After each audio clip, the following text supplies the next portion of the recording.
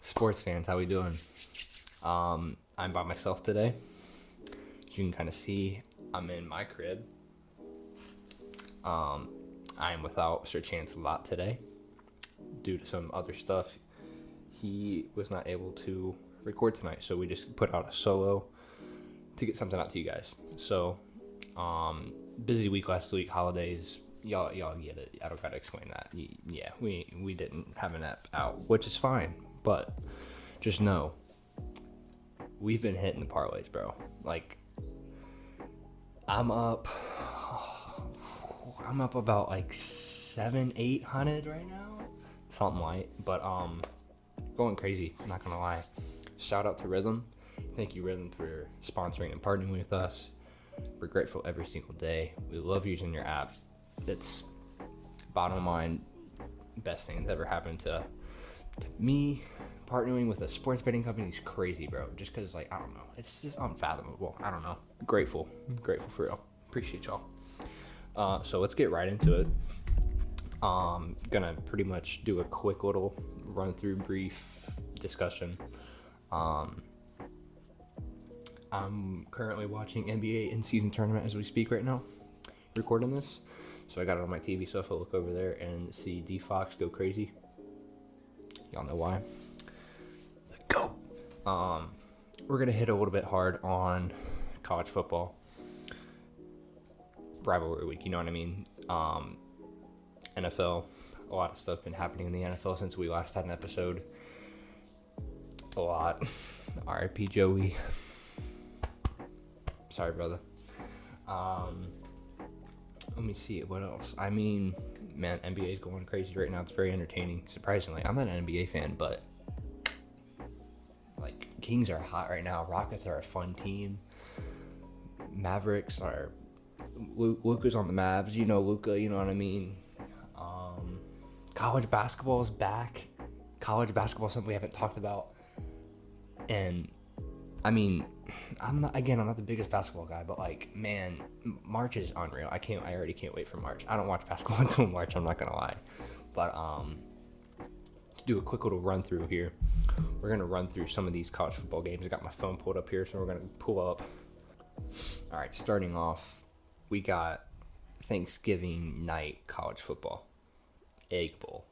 Mississippi State, Ole Miss, crazy game.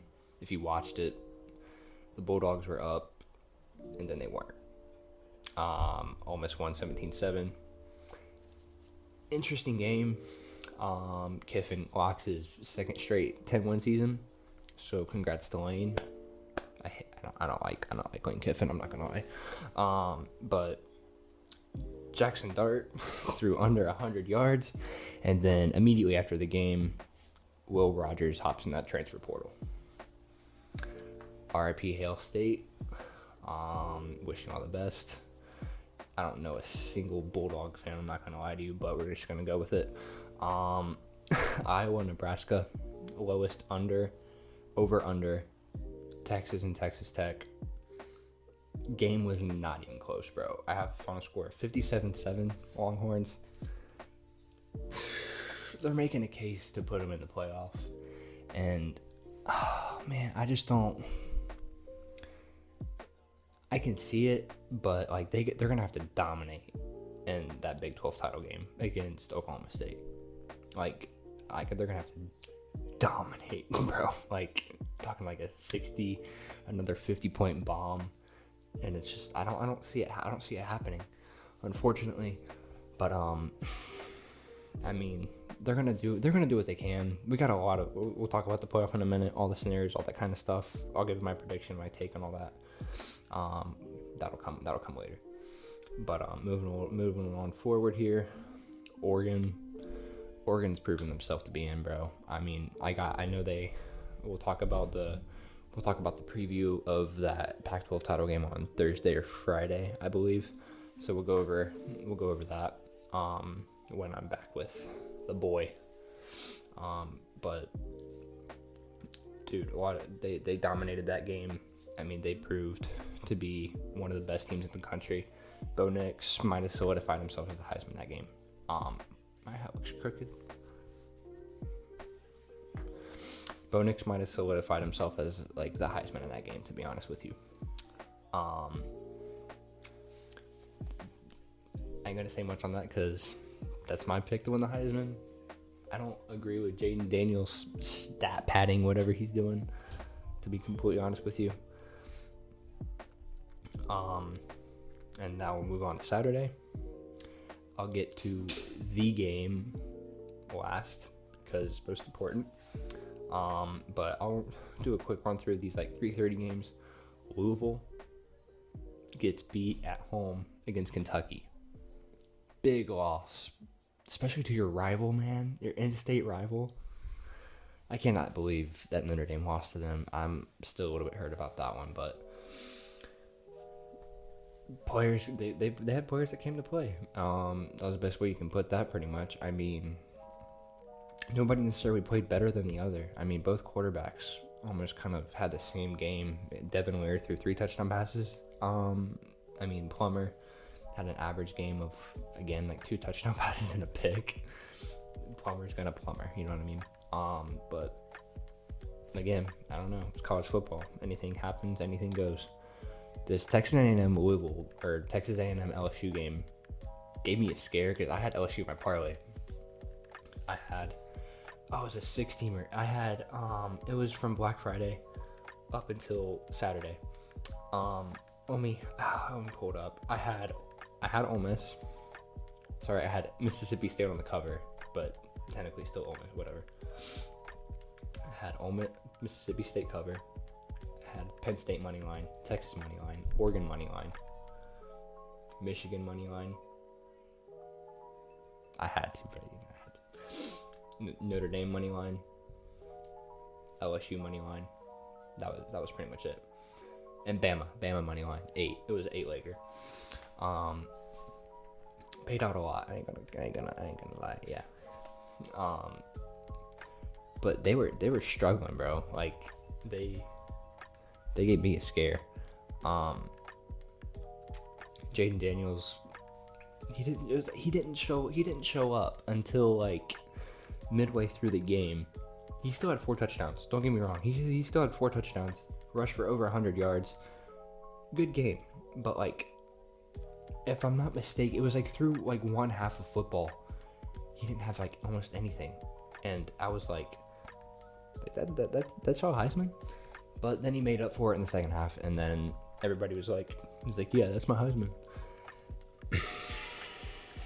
I'm a Bo guy. I'm still gonna go Bo. That's just me. But Iron Bowl, my God, Auburn, bro. If we have any Auburn fans listening to this, I just want to say that from the bottom of my heart, I am so sorry. Third down, was it 3rd and goal? It was a 3rd and goal, and Miller drops back. It seems like a routine play. Crosses the line of scrimmage, goes about 4 yards in front. This dude throws the ball 4 yards in front of the line of scrimmage. Obviously, he draws a penalty. Fourth and goal comes up. Now they're on like the 35, and they rush like 3, I think, something like that. I don't know, man. I have to pull up the highlight again, but Auburn rushes like 3. Milroe drops back, has like all the time in the world to build a house back there, and absolutely throws a dot in the back left pylon to Isaiah Bond, and called game. How do you let? I'm sorry, bro. How do you let that happen? I don't like Bama. I try to hate Bama so much, but they always pull this stupid stuff off, and it makes me so mad. And then even Saban in the post-game presser, he was like, oh, I don't believe in luck or whatever, but tonight I think we actually got pretty lucky. It was something along the lines of that, and I was just like, even Saban knows that he should not have won that football game, dude. Even he knows that. I just wanted to see some chaos at Jordan-Hare Stadium again, because we haven't had something that magical since the kick 6. Like, come on. It's rival. Like, let's get some chaos, man. Come on. They choked. Bad. Oklahoma State BYU double overtime football game that never should have went to overtime in the first place. BYU should have won this game like in the third quarter when they were up 20. They were up 24-6. Final score 40-34. Like, cancel the program, bro. Cancel the program. Ollie Gordon, crazy game. Absolutely crazy game. If you guys can see my notes here. 5, 1, 2, 3, 4, 5. 5 touchdowns. That's all I need to know. 166 yards, 5 touchdowns. Completely carried the Cowboys to that win. By far. I don't know. What are you gonna do? What are you going to do? Stop him? No, because he's a beast. He's a dog. Ollie Gordon is one of the best running backs in this country. We'll talk about the running back award in a minute. I'm heated. If y'all know me, Irish fan, Estime, not getting in the semifinals of the Doak Walker. What are we doing? Pushing that one back in the pod because we'll get to that in a minute. We'll get to it in a minute. I mean, what about other games like Washington State?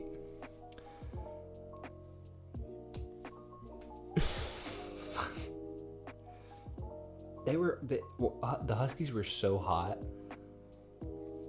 like earlier in this year, and now it's just like it's nothing but close games for them. Nothing but close games, and like there's a reason that Oregon is favored almost by 10 in this Pac-12 title game, because like Washington State 1 possession game, because Oregon State 1 possession game. These are all consecutive, by the way. Utah 1 possession game. USC by 10 with a garbage time touchdown. Stanford by 9. Whatever, man. And then Arizona State when they won only 15-7. It was a rainy day. But let's not get this twisted. Like, this team hasn't been playing up to their potential since the Oregon game, like at all, at all. And Penix pretty much like lost in the Heisman, like with like these last few games. I mean, they were so hot, and then you know what I mean, like. And it sucks because like Penix has been one of the best players in the country like this year, and to see him not digress, but like it's kind of like a defensive thing at this point. So what are you gonna do? I don't know. Tell the defense to step it up because you got Oregon playing in the Pac-12 title game. They know your stuff. You've already played them once. They're gonna be playing with the chip on their shoulder. They're gonna come and like look for the cut in the throat. I got Oregon covering that one, by the way. Just saying. Florida State and Florida. This was a big one, considering first game without Jordan Travis. Heartbroken for that guy. We haven't actually talked about this one because we haven't been able to record about that injury. But crazy, gruesome, broken ankle, broken leg. I don't know. It was bad. If you saw the video, you saw the video. They showed the replay 15 million times, of course. It's all over Twitter. Florida State somehow escapes Florida. Tate Rodemaker stepping up. I think I pronounced the name right. I'm sorry if I didn't. Stepping up, had a solid game. Got hurt in the third quarter. One of those two, I forget. It was like a bad hit. And then they marched on the field and they scored with like a couple minutes left to make it that 2 possession game. It was a dumpster fire. Florida is an absolute dumpster fire. Like that, Billy Napier needs to we need to find that contract, and somebody needs to let that man go. Billy Napier's not the guy in Florida. I'll tell you that right now. And he never will be. You're wasting amazing talent with Ricky Pearsall. It doesn't get any worse for that program. Any worse. It all started with Marco Wilson against LSU throwing the shoe across the whole freaking field, down 30 something yards. They were up, and he threw it for those of you who don't know, Marco Wilson, Florida DB, a couple years ago maybe. This is when the Florida downfall happened. You can't see my other hand. There we go. Dude picks up the other player's shoe, launches it across the field, draws a 15-yard penalty, and then LSU goes on to walk in for a touchdown and win the game because of that penalty on third down. You cannot make it up. But ever since then, that program's been... So, it is what it is. SEC, it just means more, man. It just means more. Don't mean more, bro. Don't mean more. Moving on a little bit here. I guess we can... I was trying to avoid it as long as I can, man. I was trying to avoid it as long as I can.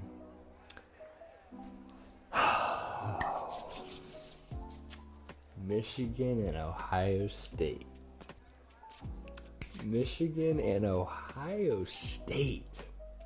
What a game. What a game.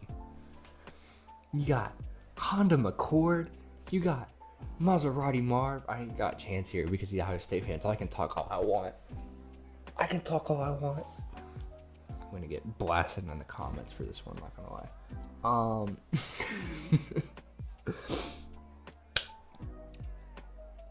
Here's the thing that a lot of people don't realize about this Ohio State team.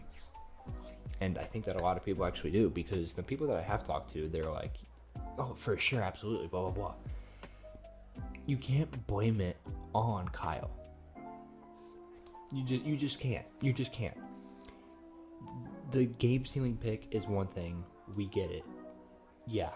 What, he threw two of them. Also, yeah, but the kid played 271 yards, 2 touchdowns. That's not a bad game. That's an average, if not a little bit slightly above average college QB.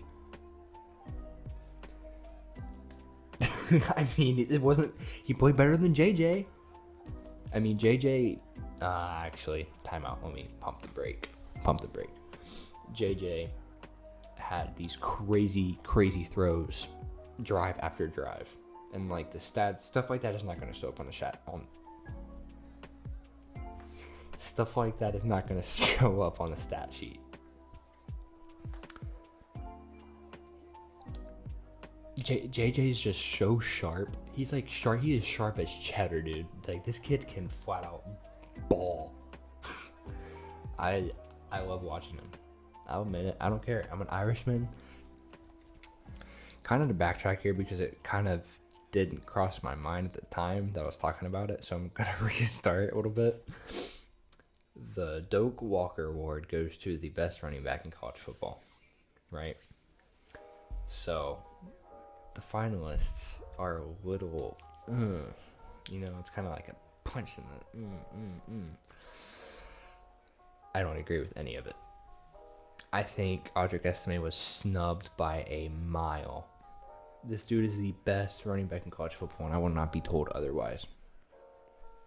And you can say bias, you can say whatever you want. There's multiple people who agree with me, though, and they are not Notre Dame fans. I can guarantee you that much. Estime is the best running back in college football.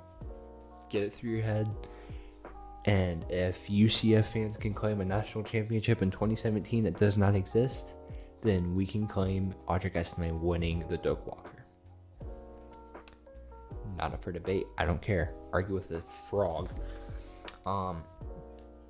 His stats this year: 210 rushing attempts, 1,341 yards. That ranks 8th in the country.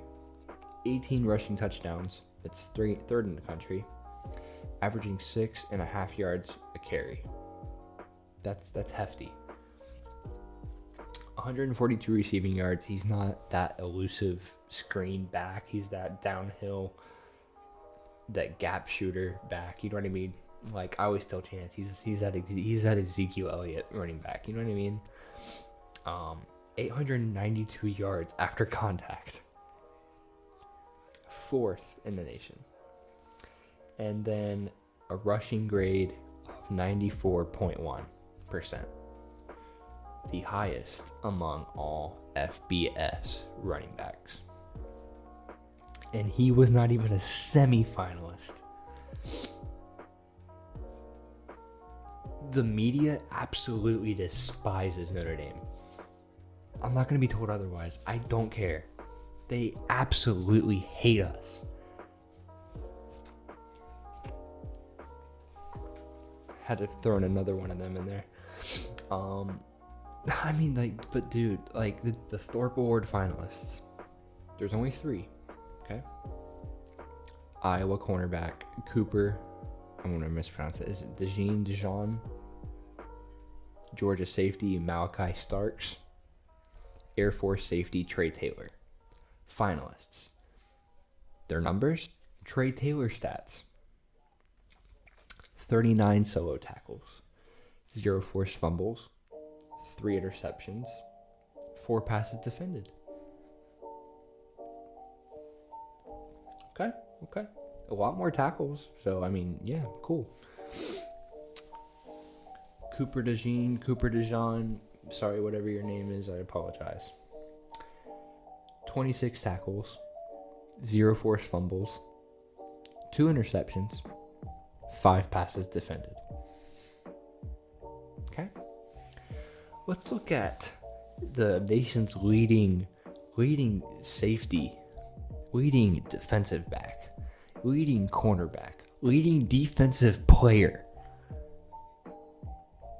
in interceptions. Okay.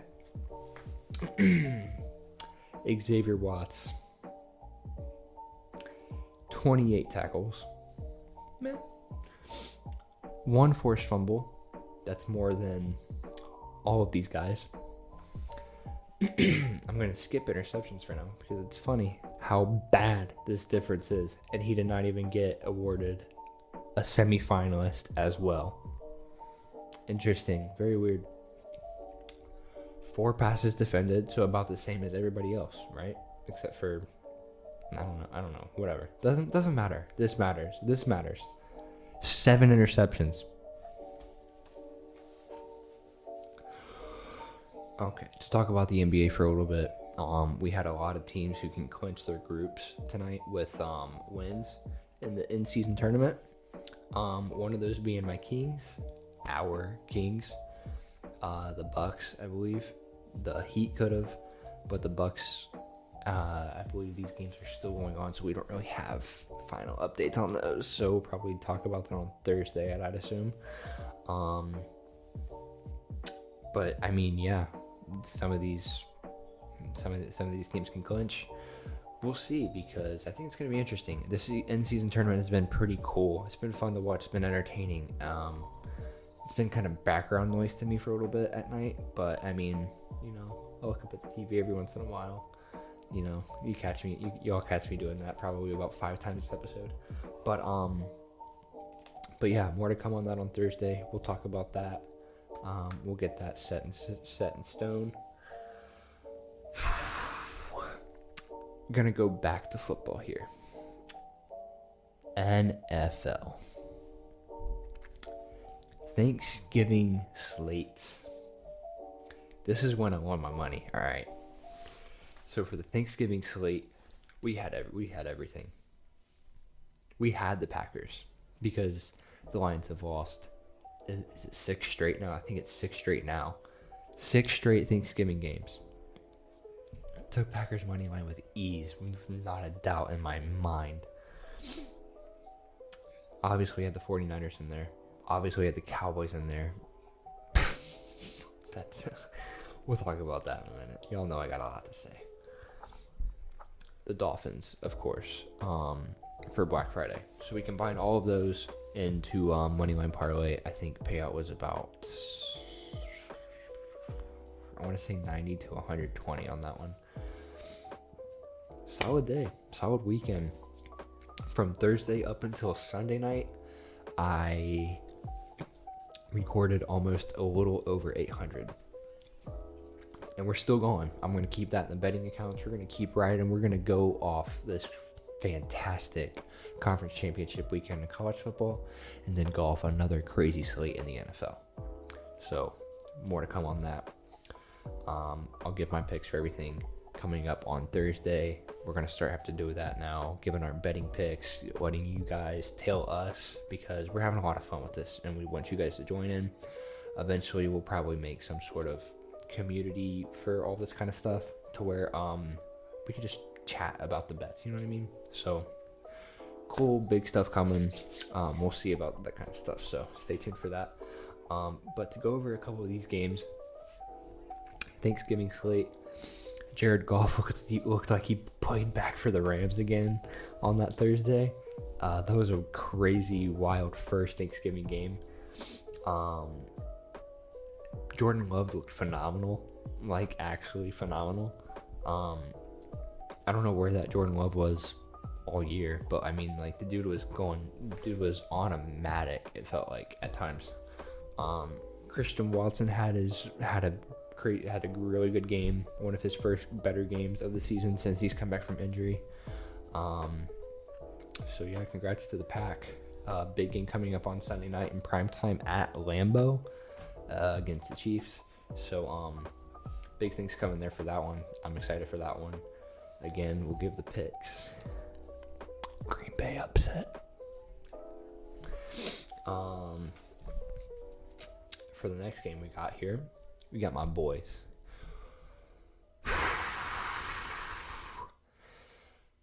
Dak Prescott is the MVP of this NFL.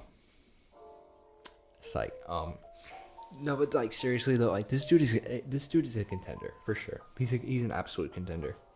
One of the most fun quarterbacks to watch in the league right now. Been crazy on the numbers this year.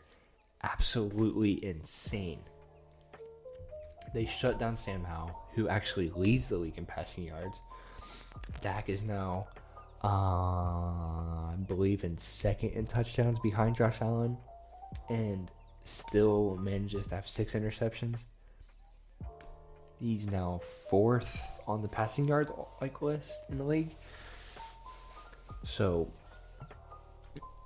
stop the hate, man. Like, this guy, you can say what you want about the strength of schedule. I don't care. Everybody in this National Football League is a good team. There is a reason why they're there. And you can argue about 8-1 versus teams under 500, 0-2 versus teams over 500.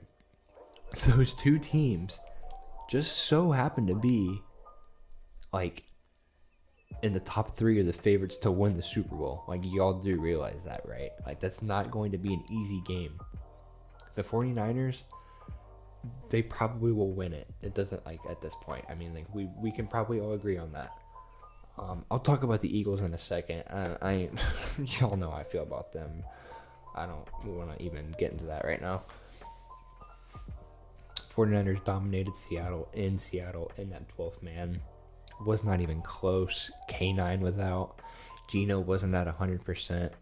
DK got owned by 49ers secondary again. Just an overall dominating game. Kittle took off with the Thanksgiving plate, ate the rest of those turkey legs, and got a W. Yeah, again, Seahawks might be fraudulent, though. I'm not going to lie to you. They had a really good start to this year. They came into Cincinnati, actually, really hot, and they lost too. So, interesting stuff going on in Seattle. Not really sure what's going on with Pete Carroll there, but again, only time will tell. But that's not my place. Black Friday. Dolphins, Jets. Tim Boyle. Hail Mary. End of the first half. Looking for a miracle. 99-yard pick six. Brutal. That's absolutely brutal. I love to see it because I had Dolphins money line, so I was like, absolutely. Heck yes. Go. It is what it is. Enough said about that game. I'm not gonna spend any time on that. You don't need to talk about Tim Boyle and the Jets, the abysmal offense Jets. This is a big, huge thing that we have not recorded, I don't think, since it happened. Matt Canada is gone. Rejoice. Their first game against Cincinnati. I'm so sorry. Ready? 421 total yards.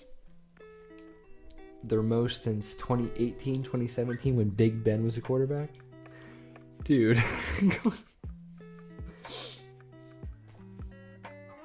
Maybe it was a Matt Canada issue after all. Maybe the Bengals were just caught lacking. I don't know. Who knows? Everybody has an off game. Maybe that was the Bengals off game.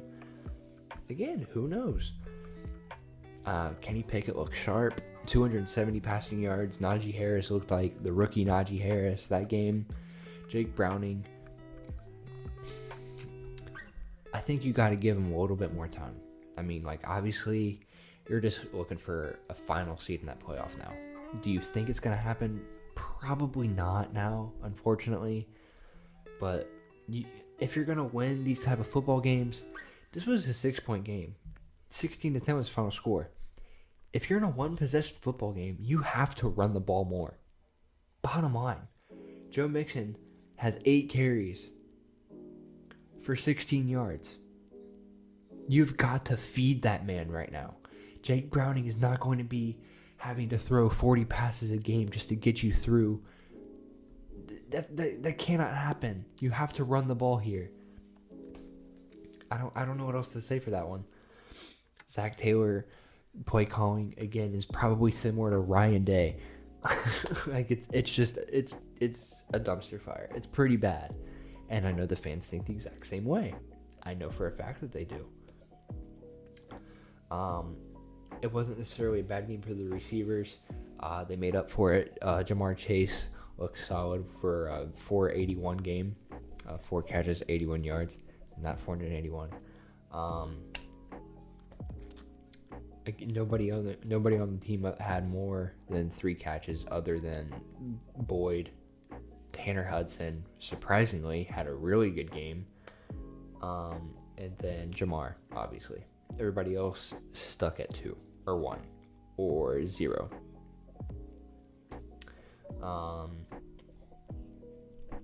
Drew Sample getting in the end zone there was interesting to see for the Bengals fans.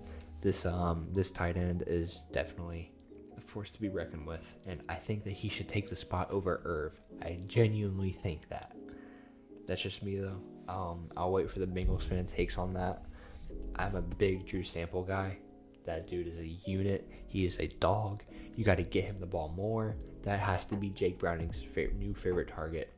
Now that Burrow is out, they're going to be covering Jamar. They're going to be covering Boyd. They're going to be covering T whenever he's back. Drew Sample is the guy, man. Feed Drew Sample. Done. Jags Texans. Terrible loss for Houston here. 58-yard field goal. Hits the bottom of the crossbar. Dinks out. The very next day, they cut the kicker. Can't make it up. Cannot make it up. They cut the kicker. I have Jags money line in this one, so I am off of the walls right now on my first leg here. Jags win by 3, and I mean, a win is a win. You know what I mean? A win is a win in this league. They did it. They got it done. C.J. Stroud and Tank Dell. Nico Collins is back. Stroud has got to be put in the MVP conversation, people. It's real. It's seriously real. He needs to be in that conversation, and it's not close. Like, he's solidified. He is planted. Has his foot in cement. He is in that conversation. Bottom line, he's in. That's all I'll say about that one too. Moving a little bit quicker here. Saints and Falcons. Saints get upset on the road here. They were favored by 5. Funny story, my buddy actually had the Saints covering the spread of 5.5. And I was this close from putting that pick in. And I took it out at 12:56. We went out to eat on Sunday. And it's 12:50. And I'm sitting here making my parlays for the day. And I see New Orleans, and I'm like, click, and I leave it in there until I finish the whole slate. 12:56 is 12:58, whatever, and I take it out. I just take it out. Sure enough, this hits, but it wouldn't have hit if I had the Saints in there. So, sorry to my boy, but yeah, it is what it is. Pats and Giants. Tommy Cutlets DeVito. Tommy Cutlets. This kid is one of the greatest stories in the NFL right now. And I absolutely love it as a 5% Italian. It's awesome. This, whatever this is called, the gabagoo, whatever it is, it's amazing. And I love the celly after the touchdowns. It's amazing. It's the best celly in sports right now. It's the hottest. I'm gonna do this after I eat a good lunch or something. I keep hitting this every time. You know what I mean? It's just one of those, does not miss. It always hits. It's amazing. It's Tommy DeVito. They take down the Pats. Sorry, they take down the Pats 10-7. Crazy under game, by the way. Saquon Barkley didn't actually have one of his best games. Ramondre Stevenson gets a heavy workload, 20 plus carries, almost 100 yards and a touchdown. That was the only touchdown of that game. Mac Jones throws 2 picks and goes for 89 yards on this Giants defense. The Giants defense. This dude needs to be cut from the NFL. I don't want to see him dress anymore.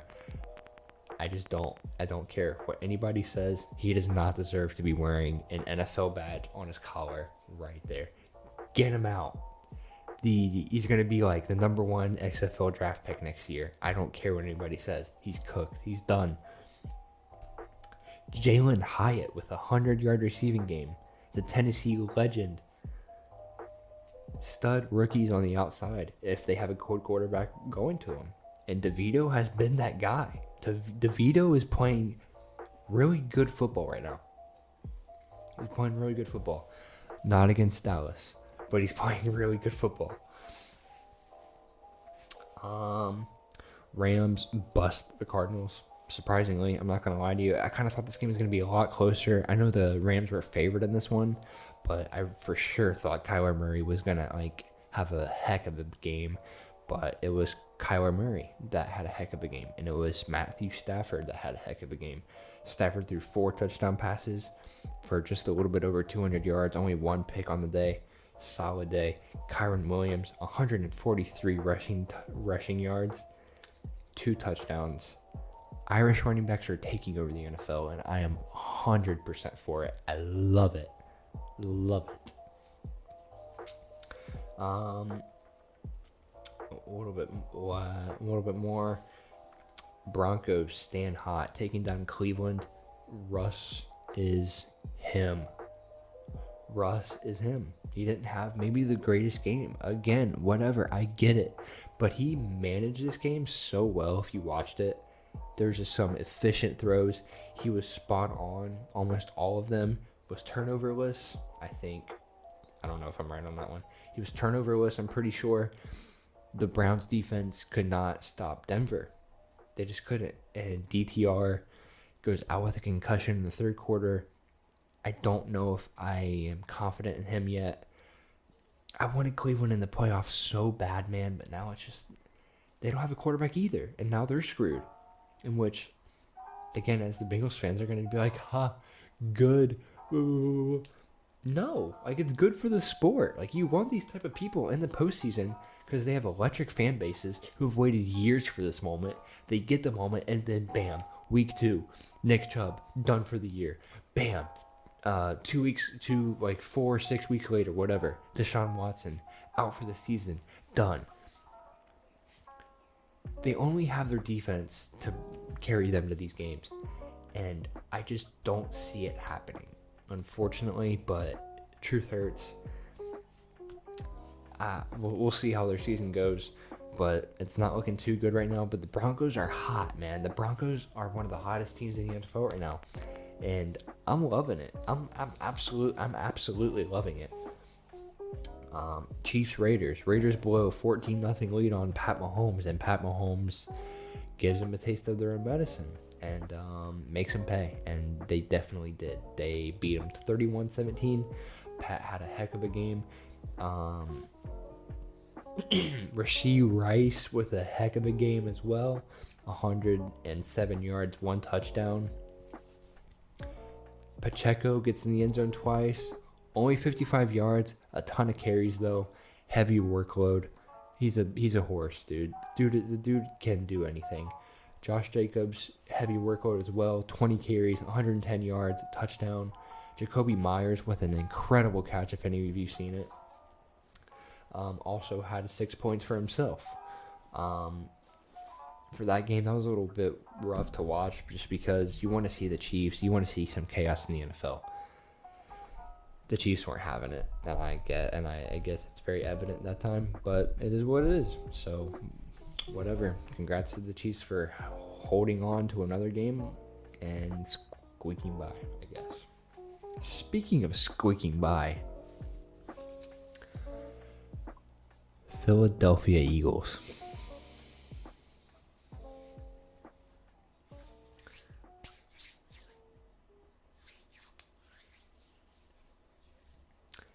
You might be the luckiest football team in the entire world of all time. I am sick of this. I'm sick of it. I'm like trying not to yell because I don't know how loud this is going to be for some people, but I'm genuinely tired of this. Jalen Hurts does not belong in the MVP conversation. I don't care what anybody says. He tries way too hard to be a hero in these stupid post-game interviews. I don't like it. I'm a hater. I'm an Eagle hater. I hate the Eagles players. I hate their fans. I hate everything about them. And they somehow will still get by in these stupid games. And it makes 0 sense to me. Absolutely makes 0 sense to me. Josh Allen. Y'all know how I feel about Josh Allen. Josh Allen. Horrible. He might have played a really good game, sure. The Eagles also have one of the worst pass defenses in the league this year. They have big names, sure, pretty good names, but they are historically like one of the worst secondaries that this Philly team has ever seen. Josh Allen was the leading rusher and the leading passer, obviously, whatever, shocker. But Jalen Hurts again with another turnover in the game. Josh Allen with another turnover in the game.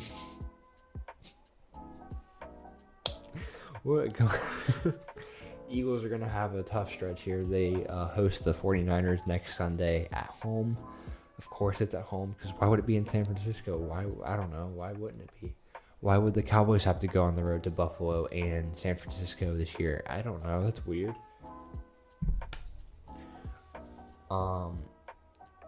Their time will come. Jalen Hurts doesn't belong in the MVP conversation. He has not proved it enough to me, and I don't think he ever will. Also, A.J. Brown, not on the same level as CeeDee Lamb. I don't care what anybody says at this point. If he has 1 more touchdown than him, if he has 2 or 3, I don't care. He is not on the same level. It's not. I don't think it's a debate anymore. They've had, like, A.J. Brown has had historically bad games. Sure, if you look at that 6-game stretch, cool, good for you, man. But, like,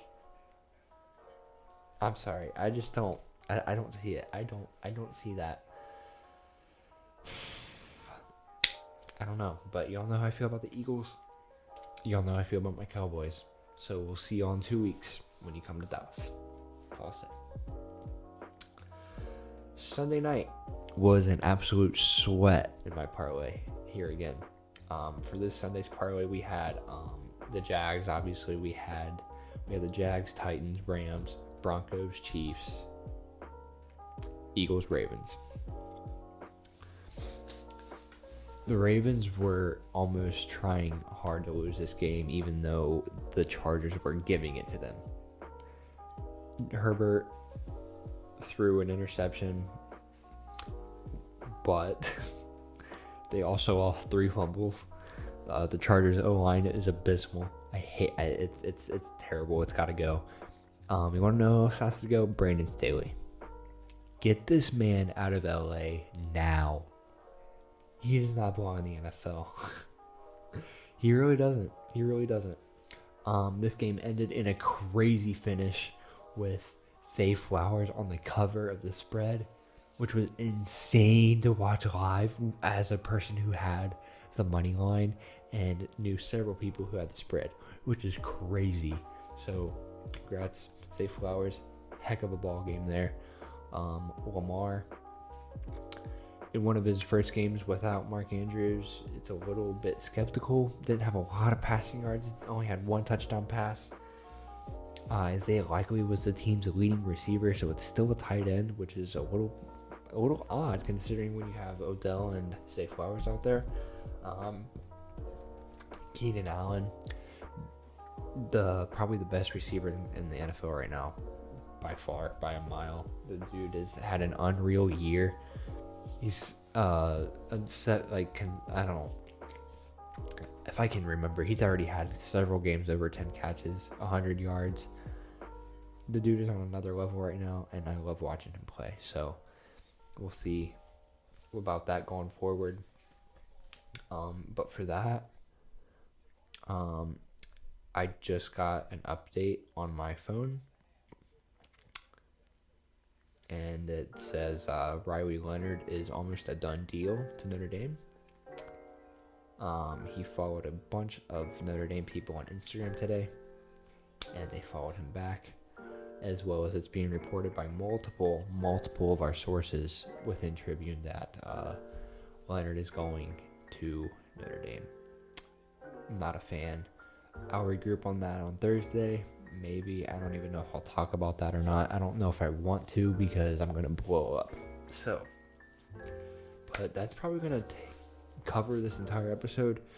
I just wanted to go through a quick review and pop in here. That way we kind of gave you guys a little bit something today or this week even.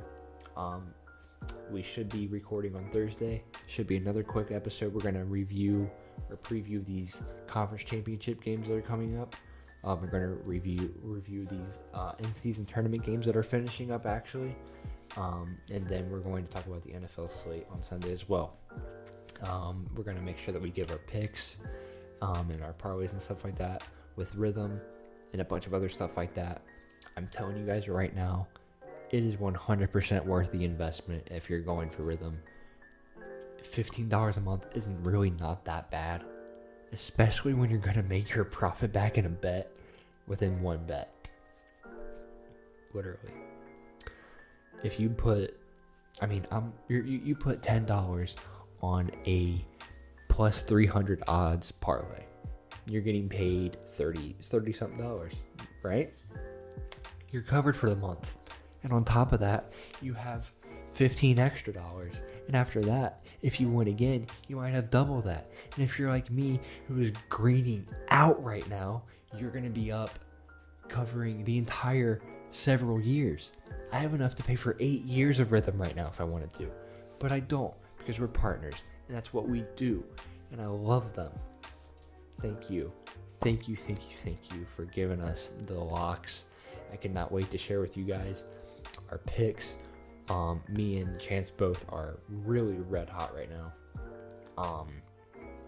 I seriously don't want you guys to miss out on these plays and stuff like that, because big stuff is coming for sure. This is going to be a change in scenery from now on, though. We're going to stick to this. And yeah, next time you guys see us on Thursday, we'll probably be back in the same setting right here. So be looking forward to that. But that will conclude today's episode. I appreciate you guys tuning in.